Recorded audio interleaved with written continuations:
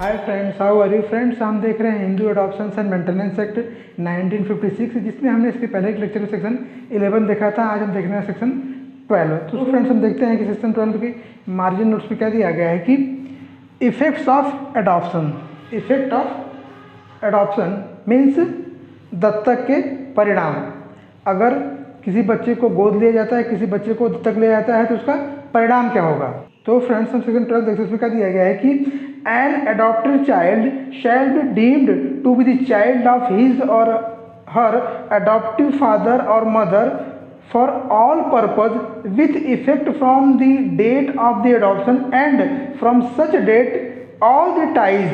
of the child in the family of his or her birth shall be deemed to be severed and replaced by those created by the adoption in the adoptive family। तो friends में क्या दिया गया है कि an adopted child shall be deemed to be the child of his or her adoptive father or mother। जो दत्तक लिया हुआ बच्चा होगा, जो गोद लिया हुआ बच्चा होगा, चाहे वो लड़का हो या फिर लड़की हो, वह उसके एडॉप्टिव मदर और फादर का मीन्स जो उसके दत्तक माता और पिता हैं उनका ही बच्चा माना जाएगा। एडॉप्शन के बाद जो एडॉप्ट किया हुआ चाइल्ड होगा, जो गोद लिया हुआ बच्चा होगा, वह उसके एडॉप्टिव मदर और फादर का, उसके जो दत्तक माता और पिता हैं उनका ही बच्चा माना जाएगा। ठीक है, क्या दिया गया इसमें कि shall be deem to be, ऐसा माना जाएगा कि वो बच्चा उन्हीं का है। और उसमें आगे क्या दिया गया है कि for all purposes with effect from the date of adoption. Means जिस तारीख को उस बच्चे को गोद लिया गया है उस तारीख से वह बच्चा सभी प्रयोजनों के लिए, वह बच्चा सभी प्रयोजनों के लिए उसके दत्तक माता पिता का ही बच्चा माना जाएगा, चाहे वो लड़का हो या फिर लड़की हो। ठीक है, और उसमें आगे क्या दिया गया है कि and from such date all the ties of the child in the family of his और her birth shall be deemed to be severed and replaced by those created by the adoption in the adoptive family. और उस तारीख से, कौन सी तारीख से, जिस तारीख को उस बच्चे को गोद लिया गया है उस तारीख से उस बच्चे का उस फैमिली से, कौन सी फैमिली से, जिस फैमिली में उसका जन्म हुआ है उस फैमिली से उसका सारा बंधन जो है वो खत्म हो जाएगा और उसको उस अडॉप्टिव फैमिली में, जो फैमिली उसको अडॉप्ट कर रही है, उस अडॉप्टिव फैमिली में उसको सभी अधिकार जो है वो मिल जाएंगे। मीन्स इधर जिस फैमिली में बच्चा पैदा हुआ है वहाँ से उसके सभी राइट्स जो है वो खत्म हो रहे हैं, सभी बंधन टूट रहे हैं और वो सभी राइट्स उसको कौन सी फैमिली मिल रहे हैं, जिस फैमिली में वो दत्तक के रूप में जा रहा है, जो फैमिली उसको अडॉप्ट कर रही है। ठीक है, सेक्शन 12 में ये दिया गया है कि जिस दिन किसी बच्चे को अडॉप्ट किया जाता है, चाहे वो लड़का हो या लड़की हो, जिस दिन उसको अडॉप्ट किया जाएगा उस दिन से उसके उस फैमिली में, कौन सी फैमिली में, जिस फैमिली में वो पैदा हुआ है उस फैमिली से उसके सारे राइट्स जो है ख़त्म हो जाएंगे और उसी दिन से उसको जो फैमिली उसको अडॉप्ट कर रही है उस अडॉप्टेड फैमिली में उसको सभी राइट्स मिल जाएंगे और उसी दिन से, जिस दिन उसको अडॉप्ट किया गया है, जिस दिन उसको दत्तक लिया गया, उस दिन से वह उसके दत्तक माता पिता का ही बच्चा माना जाएगा, चाहे वो लड़का हो या फिर लड़की हो। तो फ्रेंड्स इसको हम एक एग्जाम्पल द्वारा समझते हैं। सपोज सी एक चाइल्ड है जो कि एक ही फैमिली में पैदा हुआ, मतलब यहाँ पे इसको क्या हुआ है, बर्थ फैमिली है। ठीक है, और बी ने सपोज इसको क्या किया है, अडॉप्ट किया है। ठीक है, ये इसकी अडॉप्टिव फैमिली है। तो सपोज सी को बी ने 27 अप्रैल 2023 को अडॉप्ट किया। ठीक है, सपोज बी ने सी को 27 तारीख को अडॉप्ट किया, तो जिस दिन बी ने सी को अडॉप्ट किया उसी दिन से सी का जिस फैमिली में पैदा हुआ है, सी कौन सी फैमिली में पैदा हुआ था, एक ही फैमिली में, तो उसी दिन से जिस दिन बी ने सी को अडॉप्ट किया उसी दिन से सी का एक ही फैमिली से सारा बंधन जो है वो टूट गया। ठीक है, ए का सी की फैमिली में कोई भी राइट्स नहीं रह गया। कौन से डेट से, जिस डेट को उसको बी ने अडॉप्ट किया, बी ने उसको अडॉप्ट किया था 27 तारीख को, तो 27 तारीख से सी का एक ही फैमिली सारा जो है बंधन टूट गया और जो राइट्स उसको एक ही फैमिली में थे वो सभी राइट्स उसको जो है बी की फैमिली में मिल गए। ठीक है, और जिस दिन बी ने सी को अडॉप्ट किया मीन्स 27 को, ठीक है, तो उसी दिन से सी जो है वो बी का ही बच्चा माना जाएगा। तो फ्रेंड्स इस सेक्शन आगे प्रोविजन दिए गए हैं, तो उसमें क्या दिया गया है कि प्रोवाइडेड दैट तो प्रोविजन में क्या दिया गया है कि the child can not marry any person whom he or she could not have married if he or she had continued in the family of his or her birth। तो provision में क्या दिया गया है कि वह बच्चा, जिस बच्चे को गोद लिया गया है, वह बच्चा उससे शादी नहीं कर सकता, चाहे वो लड़का हो या लड़की हो, उससे शादी नहीं कर सकता जिससे वह शादी नहीं कर सकता था अगर वह उसके बर्थ वाली फैमिली में होता। जिस फैमिली उसका जन्म हुआ है, भले उसने वो फैमिली छोड़ दी, वो जिस फैमिली उसको अडॉप्ट किया है, जिस फैमिली उसको दत्तक लिया है, उस फैमिली में चला गया है, तो भी वह उन लोगों से शादी नहीं कर सकता जिन लोगों से वह शादी नहीं कर सकता था अगर वह अपने बर्थ वाली फैमिली, जिस फैमिली में पैदा हुआ वहाँ होता। तो फ्रेंड्स, इसको हम इसी एग्जाम्पल द्वारा समझते हैं। सपोज सी को बी ने गोद लिया, ठीक है, तो सी का ए की फैमिली सारी टाई खत्म हो गई, सी को सभी राइट्स जो है बी की फैमिली में आ गए। लेकिन प्रोविजन क्या दिया गया है कि भले ही सी को बी की फैमिली में सभी राइट्स मिल गए हैं, सी का ए की फैमिली सारा टाई खत्म हो गया है, लेकिन सी जो है ऐसे किसी भी व्यक्ति से शादी नहीं कर सकता जिससे वह तब नहीं शादी कर सकता था जब वह ए की फैमिली में था। तो अगर ए की फैमिली में सी रहा होता या सी रही होती तो वह जिन व्यक्तियों से शादी नहीं कर सकती थी या फिर नहीं कर सकता था, उनसे वह भले ही सी बी की फैमिली में आ गया है तो भी उन व्यक्तियों से वह शादी नहीं कर सकता या फिर नहीं कर सकती। ठीक है, लड़का होगा तो शादी नहीं कर सकता, लड़की होगी तो शादी नहीं कर सकती। ठीक है,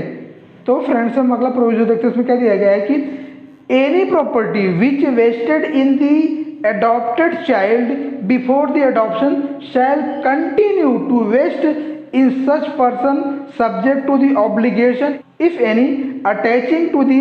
ownership of such property, including the obligation to maintain relative in the family of his or her birth।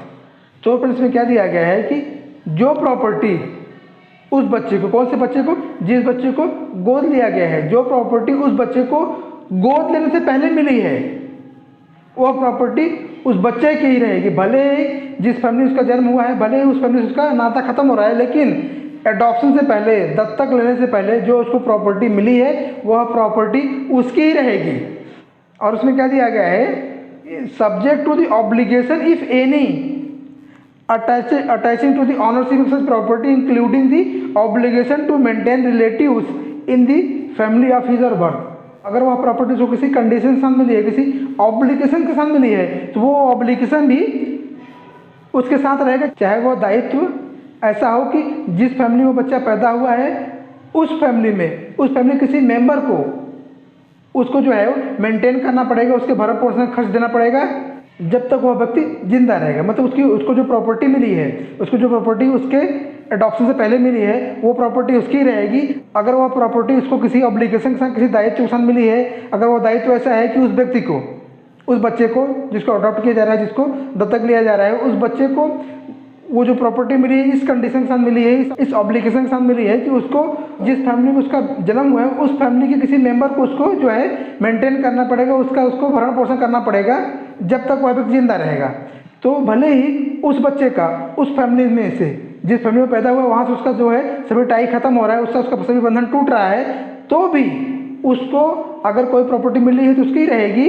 और अगर उस प्रॉपर्टी में कोई ऑब्लिगेशन है, कोई बंधन है, कोई दायित्व है उस पर कि जिस फैमिली में वो पैदा हुआ है उस फैमिली किसी मेंबर को उसको मेंटेन करना पड़ेगा, उसका भरण पोषण करना पड़ेगा, तो उस व्यक्ति को मेंटेन करना पड़ेगा, उसका भरण पोषण देना पड़ेगा, भले ही वह उस फैमिली से अलग हो गया है, भले उस फैमिली से सभी टाई खत्म हो गया है। ठीक है फ्रेंड्स, को हम इसी एग्जाम्पल द्वारा समझते हैं कि सपोज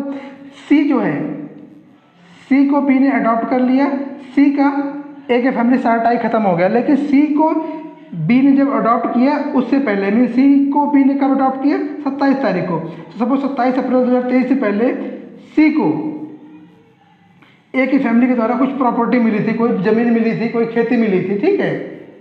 तो भले ही सी जो है बी की फैमिली में आ गया, लेकिन सी को 27 अप्रैल 2023 से पहले जो प्रॉपर्टी मिली थी ए की फैमिली के द्वारा,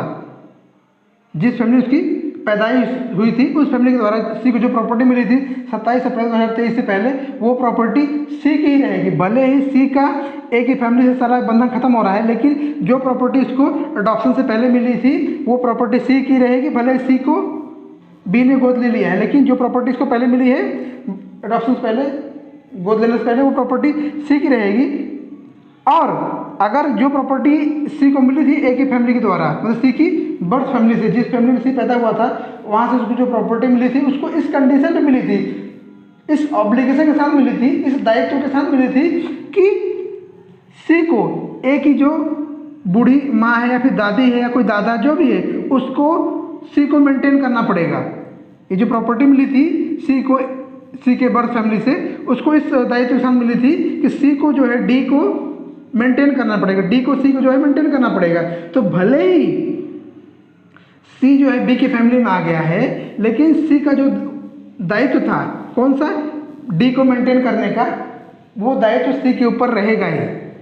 भले सी का ए की फैमिली से सारा टाई खत्म हो रहा है, लेकिन सी का जो ये दायित्व है डी को मेंटेन करना, वो दायित्व सी के ऊपर रहेगा ही। सी को डी को मेंटेन ही करना पड़ेगा जब तक डी जिंदा रहेगा। अगर वो जो प्रॉपर्टी सी को मिली थी सी के बर्थ फैमिली से, अगर इस कंडीशन पर मिली थी कि इसको डी को मेंटेन करना पड़ेगा, तो जब तक डी जिंदा रहेगा सी को डी को मेंटेन करना पड़ेगा और वो प्रॉपर्टी जो है वो सी की ही रहेगी, भले सी जो है डी की फैमिली में आ रहा है, भले सी का ए की फैमिली से पूरा जो है टाइप खत्म हो रहा है। ठीक है, तो फ्रेंड्स हम अगला प्रोविजन देखते हैं उसमें क्या दिया गया है कि the adopted child shall not divest any person of any estate which vested in him और हर बिफोर द अडॉप्शन। तो उसमें क्या दिया गया है कि the adopted child shall not divest any person of any estate which vested in him और her before the adoption. तो जो अडॉप्टिव चाइल्ड है, जो दत्तक लिया हुआ बच्चा है, वह ऐसे किसी व्यक्ति को ऐसी किसी प्रॉपर्टी से वंचित नहीं करेगा जो उस व्यक्ति को उसके अडॉप्शन से पहले ही मिल गई थी। उस व्यक्ति को, उस बच्चे को गोद लेने से पहले अगर जिस फैमिली उसको गोद लिया जा रहा है उस फैमिली में किसी प्रॉपर्टी को किसी व्यक्ति के नाम पर ट्रांसफ़र कर दिया गया है या दे दिया गया है, तो जो दत्तक लिया हुआ बच्चा है या बच्ची है वह उस व्यक्ति को उस प्रॉपर्टी से, उस संपदा से वंचित नहीं करेगा। तो फ्रेंड्स इसको हम इसी एग्जाम्पल द्वारा समझते हैं कि सी को बी ने गोद लिया, ठीक है, तो सी का ए की फैमिली से टाई खत्म हो गया, सी को सभी अधिकार बी की फैमिली में आ गए, लेकिन सी को गोद लेने से पहले बी ने उसकी कुछ प्रॉपर्टी को जो है ई के नाम पर ट्रांसफ़र कर दिए थे। बी ने उसकी कुछ प्रॉपर्टी जो है वो ई के नाम पर ट्रांसफ़र कर दी। सपोज बी ने सी को 27 अप्रैल 2023 गोद लिया, उसके पहले सपोज 3 मार्च 2023 को बी ने उसका कुछ प्रॉपर्टी, बी ने उसकी प्रॉपर्टी कुछ हिस्सा जो है ई को ट्रांसफ़र कर दिया, ठीक है। तो बी ने उसकी प्रॉपर्टी का हिस्सा ई को ट्रांसफ़र किया था 3 मार्च 2023 को, मतलब 27 अप्रैल 2023 से पहले, और बी जो है सी को 27 अप्रैल 2023 को गोद ले रहा है। तो सी जो बी की फैमिली में आता है, सी बी की फैमिली में आने के बाद सी जो है जो प्रॉपर्टी ई को मिल गई है उसके अडॉप्शन से पहले, सी जो है उस पर कोई राइट नहीं दिखाएगा, उस पर जो है कोई उसका अधिकार नहीं रहेगा। जो प्रॉपर्टी बी ने ई को सी को गोद लेने से पहले ट्रांसफ़र कर दी है, सी को उसने 27 को गोद लिया, 27 अप्रैल 2023 को, लेकिन बी ने उसकी प्रॉपर्टी कुछ हिस्सा जो है वो 3 मार्च 2023 को ही ई को दे दिया था। तो ऐसी प्रॉपर्टी जिसको बी ने ई को पहले से ट्रांसफ़र कर दिया, उस प्रॉपर्टी पे सी का कोई अधिकार नहीं रहेगा। भले ही बी की सारी प्रॉपर्टी पे सी का अधिकार हो जाए, क्योंकि बी जो है सी को गोद ले रहा है और बी के सारी प्रॉपर्टी पे बी के सारे राइट्स जो है वो सी को आ रहे हैं, ठीक है। लेकिन जो प्रॉपर्टी बी ने सी को गोद लेने से पहले ई को ट्रांसफ़र कर दिया है, उस प्रॉपर्टी पे सी का कोई हक नहीं रहेगा। सी जो है ई को उस प्रॉपर्टी से वंचित नहीं कर सकता, ये दिया गया है प्रोविजन सी में। तो फ्रेंड्स आज के लिए बस इतना ही, हम फिर मिलेंगे अगले लेक्चर में Hindu adoption and maintenance act के एक नए लेक्चर के साथ। तब तक के लिए नमस्कार।